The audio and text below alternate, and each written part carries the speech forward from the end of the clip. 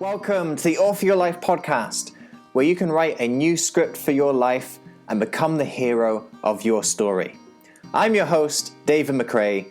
You are the author of your life. Let's get started. All you have to decide is what to do with the time that is given to you. In my experience, there's no such thing as luck. It is not our abilities that show what we truly are. It is our choices. Hello, my friends. Welcome back to another episode of Author Your Life. Today, we're going to be talking about forgiveness and learning how to find forgiveness. Forgiveness is one of these things that we're told so frequently is good for us and it's valuable and it's a virtue within itself. And indeed, when we look at some of the inspirational figures from history, such as Jesus Christ or Nelson Mandela, we can see that one of the reasons why such figures have been admired is because of their ability to forgive. Now, when we talk about forgiveness, it's sometimes there's an inclination to think that forgiveness is for the other person, that we're giving them forgiveness to remove their blame and their part in the hurt that's been caused to us. And I think that is an important part of it to consider, but I think the easiest way to step into forgiveness and start to embrace forgiveness is to recognize how important it is for us to forgive. Because when we hold on to hurt and pain and anger and bitterness, all that does is it makes things worse for us. I've said before that when we fail to forgive someone, we've allowed them to hurt us twice. Once through the original thing that they did, and twice because we're continuing to hold on to that pain, we're continuing to allow whatever it was that they did or didn't do, say or didn't say, we're allowing that to continue to dictate our state of well-being and our state of happiness. And we can't have that. We want to release that and let it go. And that's what I want to talk about in this particular video and this particular episode today. And particularly, I want to explore a process of finding forgiveness that I haven't talked about before, and it's something that I've only come across recently through my own path of finding forgiveness. And I think that you'll find this process is something that you can connect to more easily than perhaps other processes of forgiveness. Again, this is more about thinking of forgiveness for yourself and the benefit that it brings to yourself, rather than forgiveness for the other person and doing good for them. I think this is a way to step into forgiveness easier, to begin the process, and then from there absolutely we could advance to really getting to that genuine place of elevated consciousness, of higher awareness, where we genuinely do give forgiveness to other people and we give them the gift of forgiveness. But this is really just to start the forgiveness process and working on what's going on for us first. Now this, even though it's for us and it's something that brings benefit to us, it's not an easy process. In fact, it causes us, and the purpose of it is to take a hard look at ourselves. Not an unfair look at ourselves, but perhaps difficult and challenging look at ourselves. So don't believe that this is something that's easy and something that's warm and fuzzy. This is a difficult process to do, but when you do it, I found in my personal life going through this process has really helped me release some stuff that I've been holding on to for a while, and I hope that does for you as well. So this is why I want to share it. So this is a process that I came upon quite recently in looking to clear something that's been going on for me, in particular one person who I've been really struggling to forgive. I've been struggling to forgive their role in a series of circumstances and forgive them for a variety of different things that went on between us. And I'm not going to go into details here, but suffice to say it's something that's been affecting me and it's something that's been bothering me. And so I had some time a few weeks ago just to kind of sit with this. The feelings had come up again through something that happened in my personal life, and I thought, this is something I need to work on. This is something that I'm still holding on to. How can I release this? So when in doubt, when you've got difficulty and trouble and things going on for your mind, get into some free space, get into the quiet. What I did was I went and sat in nature, I went and sat in the woods, and I took my journal with me, and I just started journaling on what was going on and working out what was I holding on to and what was the best way to process this and clear this. So the first thing I started looking at was judgment, and this is the first step in the process. Ultimately, a really important thing to recognize is that when we are failing to forgive someone, when we have any sort of bad feeling towards someone, we're in a place of judgment. We're making a judgment about the type of person that they are, the type of qualities that they're exuding, and we're making a bad judgment. We're making a bad judgment because they're making us feel bad. Now, it's never good to be in a place of judgment. Judgment genuinely leads to bad feelings of various types. So the first step I recognized was I was holding some judgment for this person. I had to clear that. And what's important to recognize is that I genuinely believe that everyone is born a good person. I believe that the nature of the human condition is good. What happens along the way is when we're born into this world, we're given conditioning. Conditioning from the people who raise us, conditioning from the peers around us, conditioning from the society and culture that we're born into. And this changes that expression of who we are deep inside. So whenever we're in a place of judgment about someone, it's really important to recognize that the character of that person deep within is a good character. Even if we look at some of the most murderous and despicable tyrants and despots in history, all of them thought they were actually doing good. All of them thought they were doing the best for themselves, for the people close to them. They just had a very skewed and biased way of thinking about what the best thing was that a lot of us don't agree with. But ultimately what they're trying to do is they're trying to do their best. Nobody, I think, is deliberately trying to do evil in the world. They just have a skewed perception on what doing good in the world is, if you understand. So recognize that whoever you have in your life who's causing you pain and is bringing this feeling of resentment to you, remember that they're a good person underneath all that. What is upsetting you is their behavior, is that conditioning that I've been talking about. And that's a really key distinction. It's not the character of the person that's upsetting you, it's their external behavior and conditioning. Now, you don't have to accept such behavior, you don't have to tolerate such behavior just because it's coming from a place of deep conditioning. But it's important to recognize where that's coming from. So that's the first step. Recognize any judgments that you're making, things that saying, this is a bad person, this is a horrible person, this is an evil person, this is a despicable person. It's not the person. It might be bad behavior, evil behavior, despicable behavior, but that's what it is. Recognize that it's the behavior and not the person. That's how we step out of judgment and we step into a more conscious and frankly more useful way of looking at the situation. So that's step one, looking at the judgment. When we've analyzed our own judgment and we've taken our first little piece of humble pie and said, you know what, we're in a place of judgment here, we're making some bad judgments about the person that's bringing us bad feelings, we then get that spoon and we eat another big piece of humble pie, because the second step is responsibility. You have to take some responsibility for the situation. Now, I'm not talking about taking blame for the situation, I'm talking about taking responsibility. There's a difference. Blame is suggesting that you're the person who's done wrong, you're the person who's caused the scenario. I'm not saying that at all. What I'm talking about is responsibility, the ability to respond with ability. Because ultimately, we all have aspects of our experiences and our circumstances that are under our control. We can influence them, we can change them. That's what responsibility means. Taking responsibility is saying, what in this scenario can I control and change? And what I realized for me, my personal scenario, was I can't change the other person's behavior.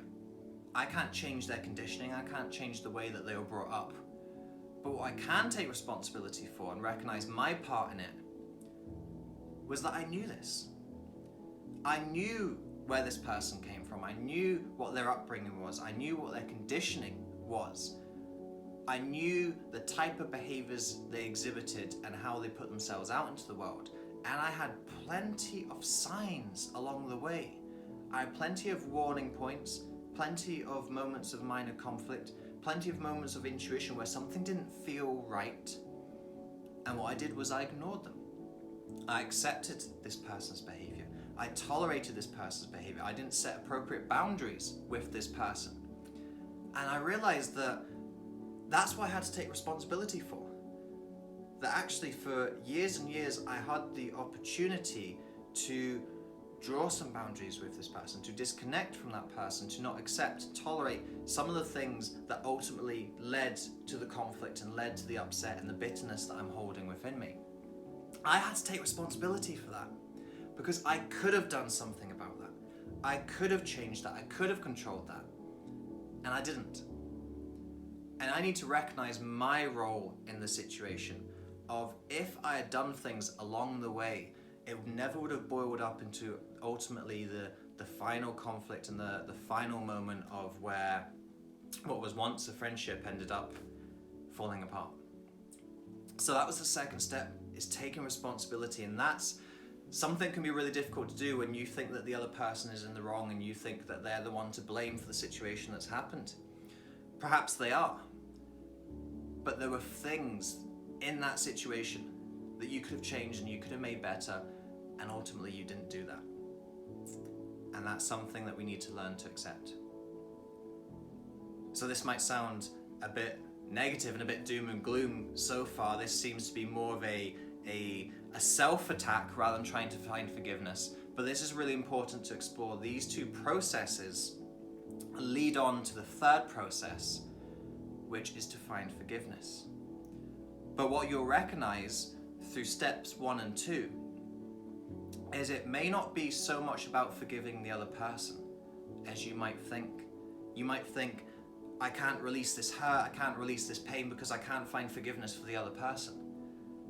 Actually, what I realized when I was journaling and I was taking responsibility for all of these things, the signs that I missed and the moments where I showed weakness and the moments where I didn't have enough confidence to start setting some expectations and standards, as I started reflecting upon this, I realized that a lot of my pain that I've been carrying around is because I recognized that I did have some blame in this, and that certain aspects of the falling out and losing that relationship were because of me, because of the things that I didn't do. And all that pain that ultimately came from that conflict, I could have avoided that and alleviated that if I'd done things differently along the way. And I recognized that the reason why I was feeling so hurt was because there was someone that I couldn't forgive. There was someone that I hadn't forgiven. But that person was me. I hadn't forgiven myself for the things that I'd missed and the things that I hadn't done. And so every time that this person was coming up again in my life, or I was getting a trigger or some kind of event that caused me to think about it again, that pain and hurt that was coming up, it was reminding me of my mistakes, my faults, my blame, my shame. And so I realized that the person I had to forgive was me. And this is the third step. When you recognize your own judgment, when you recognize your own responsibility in the situation, you recognize that there are some things that you are taking the blame for. There are things that you are considering to be a failure and a mistake on your part. And this is what you need to forgive yourself for. Because sometimes, funnily enough, the most difficult person to forgive is not the other one, it's us. And so I started writing a forgiveness letter, which I've recommended before in my book and in other videos, but the forgiveness letter wasn't to the other person. I'd already written them a forgiveness letter a long time ago to try and clear some of this, what I recognized was I had to write that forgiveness letter for me. And so that's what I did. I forgave my younger self. I wrote down all of the mistakes that I'd made, the things that I'd missed, the times when I hadn't listened to my intuition. I forgave myself for not having the confidence and assertiveness to stick up for myself, to set boundaries, to set expectations for our relationship. I forgave myself for it all. I released that hurt and that guilt and that shame that I've been feeling for me. Now, I'm not saying that the feelings and the hurt from this conflict that I've had with this person are completely gone, and I think there's still more work to do, but that process was really surprised me in how much I've been holding on my end, how much had been coming from my half of the conflict and of the pain. So that's what I recommend for you is to work through this 3-step process, identifying your judgment, finding your responsibility in it, taking responsibility for things that you could have done differently, things that you could have done better from your half. That's what you can control and change. You can't control and change other people's behavior. This is what causes so many relationships to go wrong. People get married or people have children and they think that they can control and change the other person's behavior to make them more of the person that they want them to be. You can't do that. What you can do is take responsibility for the way that you behave, and that can influence and inspire other people to act differently, but that's where it's got to come from. It's got to come from you setting an example and giving them the space to follow, not trying to manipulate and control what they're doing, because you just can't do it. So take that responsibility, and when you've identified that judgment, you've taken that responsibility, I can guarantee you'll find things where you're harboring some of this guilt and some of this hurt on your part, recognizing that I didn't do things right in this scenario, there was things that I missed, there was mistakes that I made, and you might be surprised at how much hurt that you're holding on to from your end. So I encourage you to release this and let this go. And it comes back to what we were talking about at the beginning of this episode, where I was telling you that sometimes a really important part of forgiveness and our first steps into forgiveness are recognizing how beneficial it is for us to release the baggage that we're holding on to. And this process can allow you to do that.